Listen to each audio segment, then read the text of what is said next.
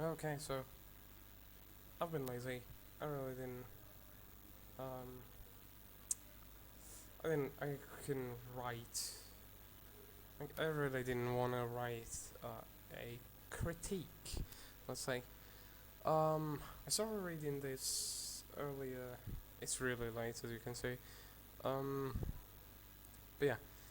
So I'm gonna read it and try and give you what I think about it and like things I would change, how I would change them, and it's up to you to figure this out. Okay, so chapter one, Woodcrest. The sun is setting down. The sky is orange colored. The air has a sweet, cool breeze to it. The bounty hunter, John Ruth, was riding his loyal steed, Roach, and humming his favorite song, Cold Night. A few moments later, he arrived at his destination, Woodcrest Town. John approached the hard-working blacksmith and said, "Howdy, partner.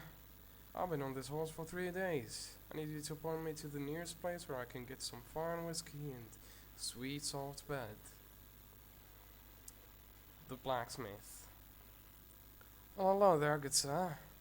I know exactly where to go. Keep heading straight, then take the first turn on your left. There's a big wooden sign that says, 'Mean Minnie, best place in the city.'" John thanked the man and followed his instructions. He arrived, left his horse at a hitching rail nearby, and entered the tavern.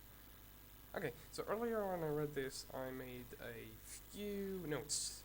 First off, fucking hitching rail was it? Where is it? There, hitching rail. He arrived, left his horse at a hitching rail nearby, and entered the tavern. The word hitching rail is one that I didn't know. The phrase hitching rail, it was one that I didn't. I guess hitching rail must be like a one word with a thing like you have Spider Man with a hyphen in between. Like you have hitching rail. Oh no, it's a two word. It's two words. Okay, it's a hitching rail. It's a rail for hitching. But yeah, I didn't know that this was a word. This is super nice. So, let's go back to the top. The sun is setting down. The sky is orange colored, and the air has a sweet, cool breeze to it. Um, it's a really nice start. But I think there's something about the sky is orange colored that's weirdly phrased. Sorry. I would like it doesn't give me an image in my head. Well, it does, but I gotta think about the image. I would make a description, and this is something I think your writing needs a bit, is describing um, what I imagine as a visual artist, and for some reason I'm gonna draw this on paper, is like the sun with like going down with like orange hues all around it. Like a cool way to describe it would be something like the sun is slowly falling down, piercing the sky in two with orange hues on its side. It gives an image. It like goes to your head, gives you an image of what's happening. Um, but honestly, it's really good. The idea is really good. The air has a sweet, cool breeze to it. I really like that. Um, the bounty hunter John Ruth was riding his loyal steed Roach and humming his favorite song called Night. I like this. It's a cool introduction of the character. But seeing this is like chapter one, I would give a description of the character, but not like in school where like, oh, he has black hair, he has a nose, he smiles. No, like I would instead of instead of just giving the information, Bounty Hunter Ruth was riding his loyal steed and humming his favorite song called Night. I would give an image, like, I don't know, maybe because maybe because I'm I draw and stuff. I'm an artist, but I like having an image because I think it's what's strong with words is that you can imply an image, and it's a bit different for everyone, but you can imply an image on everyone, like on to everyone's mind. Why am I stuttering? I never stuttered in my life. Okay. But yeah, like I would give an image. I would describe, like, John. Like for me, in my head, John has a hat. He has big like bulky leather boots. I'd describe like with the sun setting down and stuff. I'd be like a lonely bounty hunter, a cap on his head with a cap on his head is riding his loyal steed. Um, the clanging of, I don't know what's the metal parts where, like, where you put your feet when you're riding a horse. I don't know what those are called, but you can look it up, and you'd like those things are clanging with uh, leather leather boots are put on them. Actually, leather boots are put on them kind of like seems jarring. But then like I would make Ruth talk like say, I don't know, like maybe the his horse is scared and he's like shoo Roach, don't worry, it's nothing. Like it's a good introduction to how his loyal steed is named Roach. It's not like you don't just give the information, you give it in style. And humming his favorite song, like for me this like could give an image, like guy he's walking in a barren deserted place, he's riding in the barren deserted place, and I think like, this is what you want to do, and it already gives me an image, but I think you can do better. I think you can describe the scene better.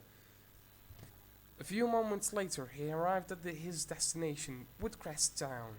I like that. I like that. I think you can. I think you can do something like again with descriptions, but I think this is good. This is like straight to the point. I think you could. Or was it the wooden sign? Like I think you could use the same thing, like the wooden sign trick, and be like, he arrives at his destination. A sign on his left. A crusty old sign on his left has Wooden Crest Town written on it, faded, and you can make something. But I think this is, for now, I think this is really good. I think it's straight to the point, especially like. But I don't know. Maybe it depends on how important Woodcrest Town is going to be in the story. I definitely think that if Woodcrest Town is going to be interesting in the story and it's going to be a focal point, I think you might want to have a better introduction and description of the place. He arrives at his destination, an old crusty sign with faded letters says Woodcrest Town, and then you'd like describe like maybe there's an old bar and there's like what John Ruth sees as he enters. I think that could be interesting. John approached the hard-working blacksmith and said, "Howdy, partner. I've been on this horse for 3 days. I need you to point me to the nearest place where I can get some fine whiskey and sweet soft bed." The blacksmith. "Well, hello there, good sir. I know exactly where to go. Keep heading straight to it. Then take the first turn on your left. You'll see a big wooden sign that says Mean Mini, best place in the city." I like that. I like the idea of Mean Mini. It's nice. It's best place in the city. It's a fucking nice thing. It's a bit cheesy, but it's cheesy in a way like westerns can be. So I like that. But something I noted earlier, fuck, that was like hours ago. That was like when it was 3. Yeah, I noted the dialogue feels very video gamey. It's like it's like John Smith says his thing and finishes his whole sentence, and then you have the blacksmith who says his thing and finishes also his whole sentence. It doesn't feel organic. It doesn't feel real. Um, I think what I've learned, and this I've learned from reading Harry Potter, is that um, compared to video games, dialogue in books tends to be small. Like it tends to be short. Like I would have John Smith approaches a hardworking blacksmith, and I think again maybe it's because of D&D, but I would describe as John Smith walks to what seems like a blacksmith with walks near a clanging sound, and I would describe like the clanging sound when I describe Woodcrest Town. So I give the reader an idea of what's coming, right? Like I describe the clanging sound as John Smith, John Ruth, fuck, John Ruth, sorry, John Ruth arrives at Woodcrest Town. I describe the clanging, and then I would say that Jean Ruth trails towards the clanging and arrives at what seems like a nearby blacksmith. As he goes there, he's like, "Howdy, partner."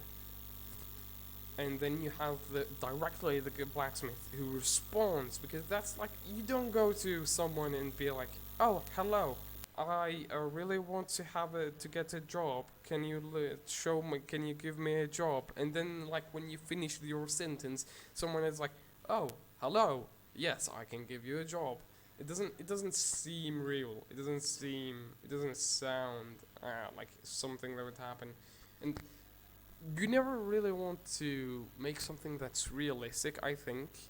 But like this is something I have with art. You don't care about realism, you care about believability, especially when you create a word, and especially I think in writing. You want something to be believable, not real. Um, so yeah, like it's more believable that John says, "Howdy, partner," and then you have like, you can describe I think the blacksmith briefly, be like, at least be like, give a sense of, because for me right now everything is happening in a vacuum, like everything is happening in a blank space, but give like an idea of the positioning. John Ruth is on his horse, and then you have the blacksmith who's on the floor and hitting his hammer to create, I don't know, a sword or a gun, or I don't know, he's doing something. So I would like say, without describing John Ruth being in on his um, on his horse, I would give the idea that John Ruth is on his horse by saying the blacksmith looks up and sees the grizzled bounty hunter. "Hello there, good sir." There, like, bam, you got an idea of where they are, how they're standing. One is on the floor because he looks up, so the other is like on his horse, because you know he's already like, he has a horse, so you imagine he's on his horse. Um, and then you have like, well, hello, good sir. Do you need anything? Oh, I didn't say good sir. I feel like blacksmith wouldn't use good sir, but then like, it depends on how you want to write the blacksmith. And then you'd have them say their stuff. Um, Earlier I thought, oh, honestly, the interaction between the blacksmith and the John John Ruth, I earlier I thought, oh, you could just scrap all that and be like, John Smooth, okay, John Ruth, um, asks directions and he's given that. Like you can, I think you can do that in a whole, one sentence.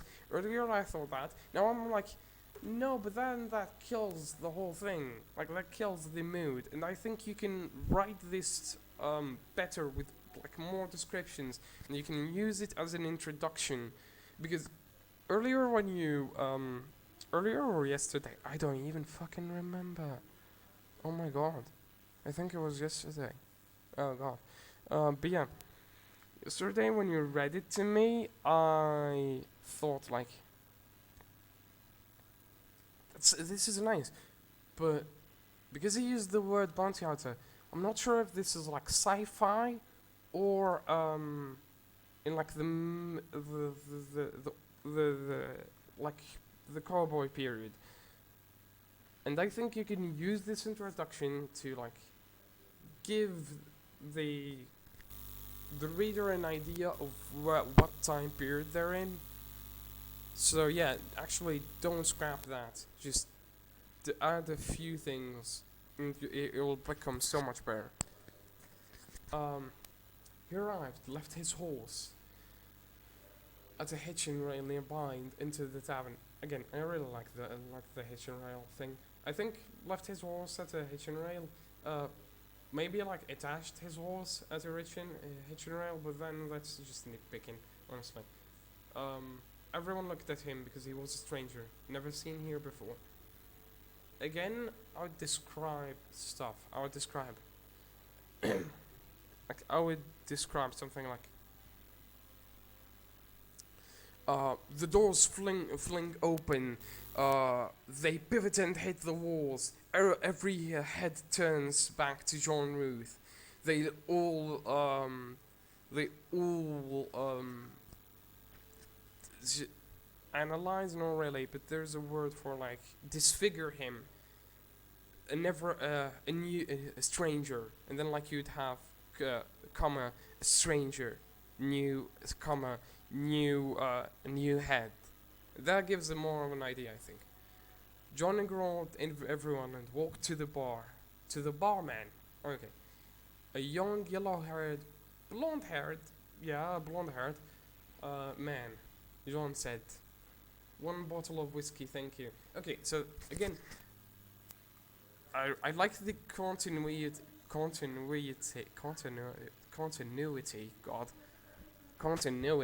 It's first thing, like you already get an idea of who John Ruth is. Wants his whiskey. That's the kind of guy he is. You know he has a tyrant life because he goes straight to the fucking whiskey. Hard-boiled guy, go to the whiskey. I like that. It's a big brush. Like, it's a big stroke of a brush. But it gives you an idea of who the character is. Yeah, I was gonna say, one nitpick is, I think you don't, like, in school we learn, like, in theaters, it's where, like, because in school we learn theatrical, in Arabic we learn theatrical plays and stuff like that. So we learn how to write the barman. Like, as an example, here you have Jean says, and then the barman says, and then the first man, and then, like, the sheriff, and then stuff like that. But then, in actual books, they don't do that often. It's like, Jean said, "One bottle of whiskey, thank you." We know that the barman is gonna answer because he talks to the barman. So you don't need to say, "The barman," right away, sir. Just write, "Right away, sir." And we'll understand, like, in a different, you just gotta write it in a different line, like, you know, in a paragraph. And then we know it's the barman. A man with his two friends approached him, sat next to him. A man with his two friends approached him, sat next to him. Him repeats in here. But I get the idea. Like, I would go. I would be like, two friends. We don't know they're friends, so. And like I guess you want to make like an emphasis on one man, right? Because like if they're like in the story, if they're all three equals, so you're just gonna say three men approached him. Uh, but if you want to put the emphasis on one guy, you'd say a guy, and then you describe him. It gives an idea, and then the in your head, and then like, and his two fellas or his and two others approached him, like a guy with a grizzly beard and a mustache, and two other guys approached him. Like there, you have an idea of the interesting one, and then you don't have to say the first man, because then who's the first, who's the second, and who's the third? Third, honestly. But that's nice. Well, we have a guest. Well, we have a guest in the city, huh? Welcome to my city. I'm the sheriff of this town. Okay, so he's the sheriff. So, yeah, you'd like, a man with a sheriff star on his coat, or a star on his coat. You don't need to say the sheriff star. A star on his coat approaches him, right? And two other guys. So you give an idea of who it is. I'm the sheriff of this town, and these two are Sam and Jamie, best drinking buddies. So now this is your first time in the city, your drinks are on me. Now let's sit at the table and have a chat. No one says that. No one says, now let's sit at a table and have a chat. I like the guy. I like the dude. I like the energy that the sheriff gives. I'm the sheriff of this town. These two are Sam and Jamie, best drinking. I'd like. This is the West. So stupid idea, but I just want to write my best drinking buddies, like MA best drinking buddies, not my. Like that's quirky, but it's a nitpick. Seeing how this is your first time in the city, your drinks are on me. I'd like not give that. I'd like not say that, because that feels like your character is like everyone in the world knows he's like the main character, and everyone like bends over for him. And this might be harsh, like I'm being a bit harsh, but I really like that you're writing, and I really want to, because when I was drawing, my brother fucking like just tore down everything I drew. But it made me understand, like I was always like defensive, but it made me understand, yeah, like I gotta get better, because I like this, I love this, and I really enjoy it, and I really want to be better. So the only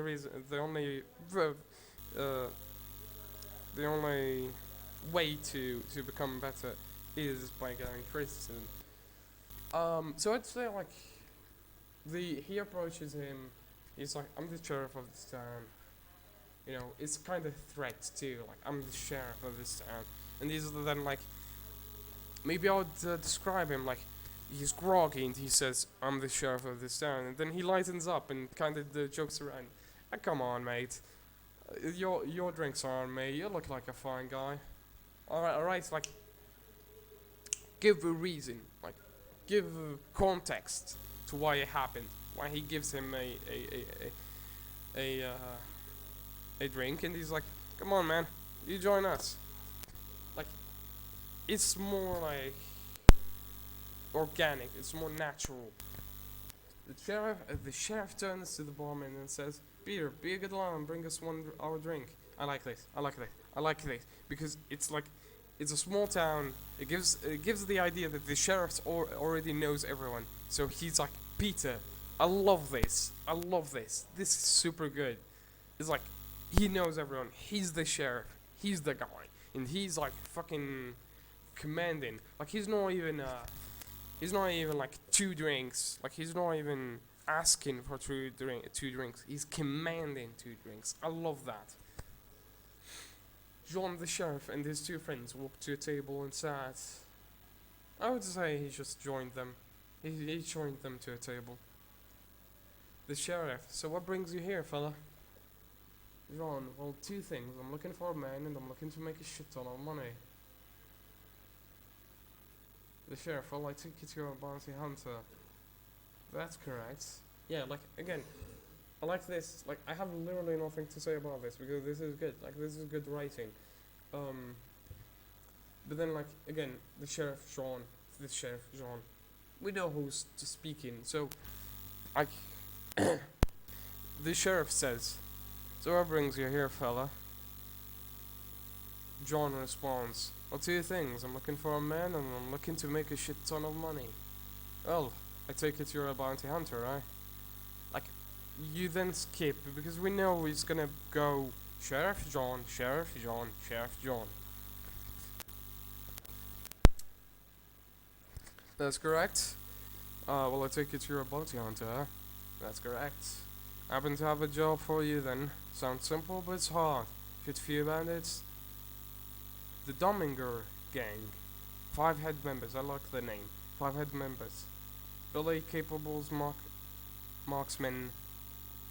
Oh god, I was thinking and reading, I don't know what happened. The Dominger gang, 5 head members, Billy Capable marksman, watch out for his scope. The brothers, Arnie and Andy, bank robbers. They once robbed 2 banks at once. That's super nice. That's such a good idea. Gage, big tough mean bastard. Finally, Judgy Dominger, their leader. She's one capable woman. Most of her murders include knives, but she's good with a gun. Almost got me in a chase once. I like that. That's setting a word. Like, that's setting a word. These guys, like, you get the idea. The Dominger guys, like, they butt heads with the bandits. The sheriff. Sorry. That's setting a word. That's setting like an idea that you already have a lot written before, and I know you probably don't, but that's setting an idea. Like, I would always, like, when you write stuff, always go back and reread it, and like the things that you had in your head, you know, like, I don't know, now I don't know, fucking, maybe Jean Ruth is gonna pick up a bottle of whiskey that was lying in the ground. Like, you have that idea and then be like, oh, nice, I'm gonna go back and then gonna describe that there is I'm gonna say that there is a bottle before he even grabs it, so that when the reader reads it, oh, there is a bottle. He registered that there is a bottle, and then many paragraphs after, it's like, oh, he picks the bottle. This bottle is important. It's like the gun thing in cinema. I don't know if you've heard about it. It's like, if you show a gun in a movie and by the end of the movie no one has used it, then you're doing cinema wrong. And this is like an actual thing someone said in cinema that's known. I don't know about cinema. I'm not a good movie watcher.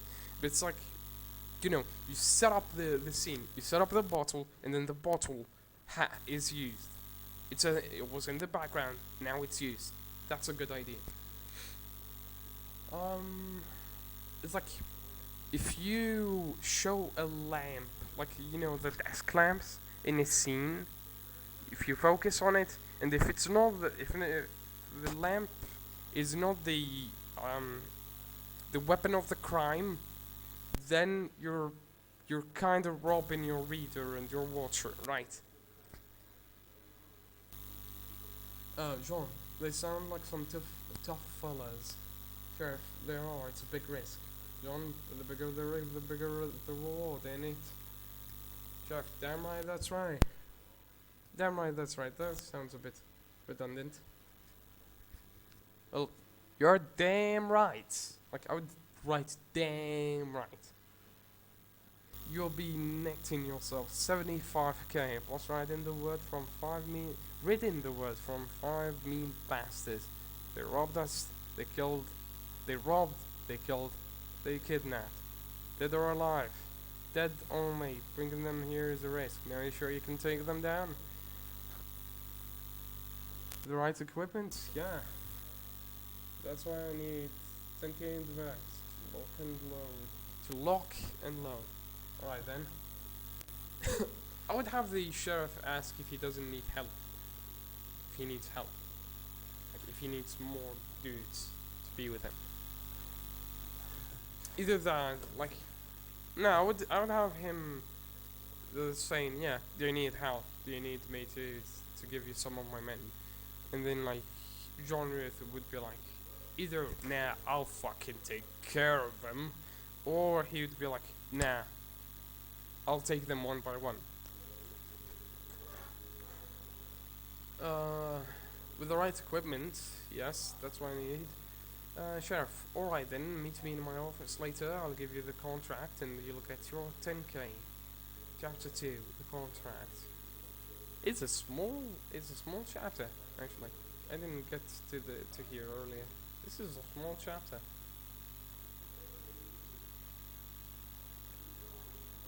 Well, it also depends on about like because I've read like short stories and like a chapter is like a page or two sometimes.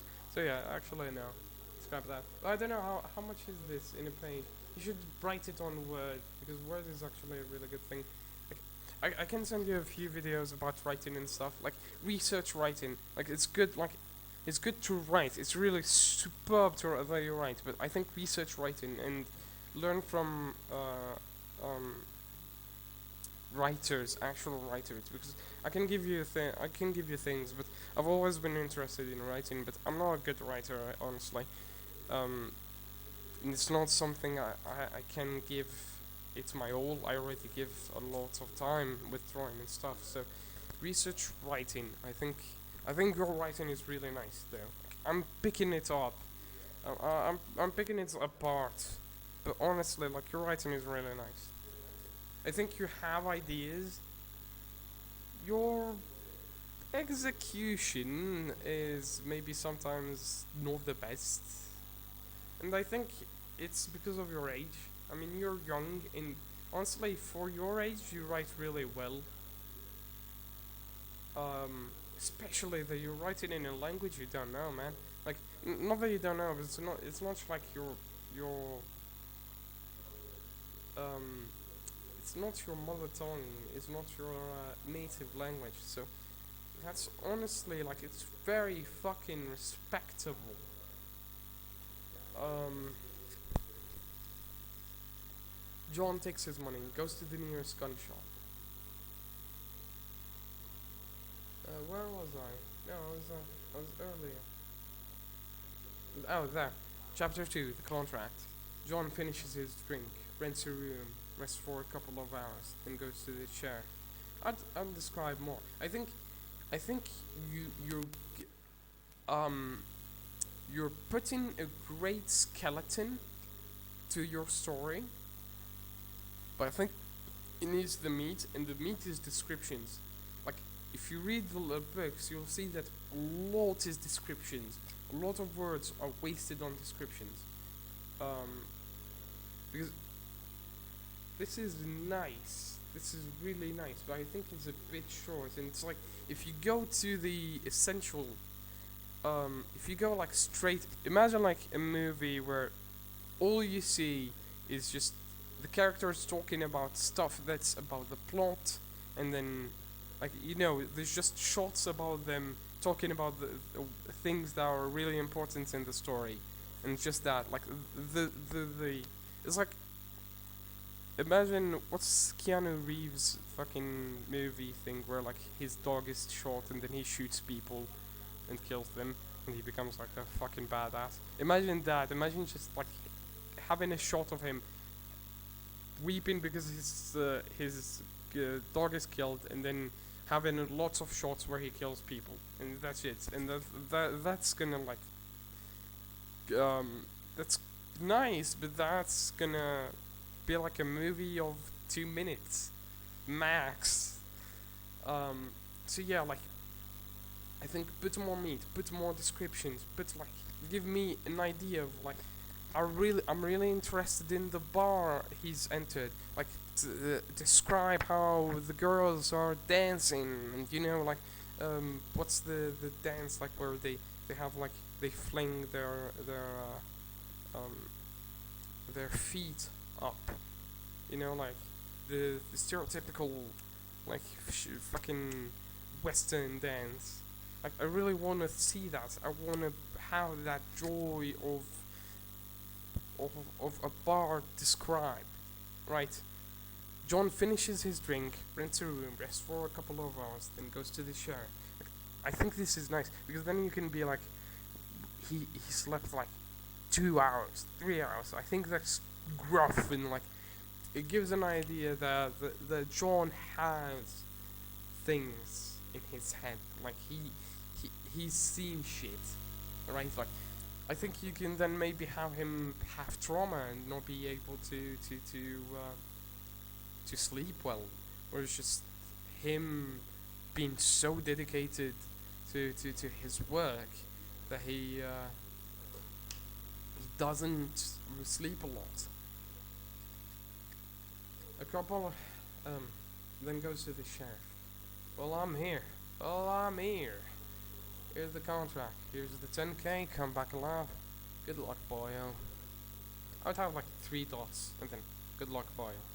It's nice. It's nice. It's straight to the thing. I continue reading this alone because I think this is really long and I'm gonna take a lot. But yeah, like this is the idea. Honestly, man, your writing is really nice. You're doing some really good, nice shit. Like I just really like that you're getting into something. You know, like I think writing is like if writing for you is what art has been for me, it's been really helpful with life and just you know like doing something you like and stopping like getting a break from things that you don't like, getting a break from school, getting a break from social life, getting a break from everything, and just burping your head on paper and just giving life to your imagination. I think that's amazing, and I think what you're doing is really nice. I really, really want to see you do more because honestly, this could be a fucking career, or at least this could be something you're gonna enjoy for the rest of your life. Writing can be amazing. You can write for D&D. You can write books. You can write for your kids. You can write blogs. You can write stories. You can write so much, and you can do so much with it in life. And it can just be therapeutical and helpful for you. So, yeah, like I'm gonna stop in here. But yeah, man, you just really like what you do. I'll continue. I'm gonna go shit actually, and then I'll continue reading this.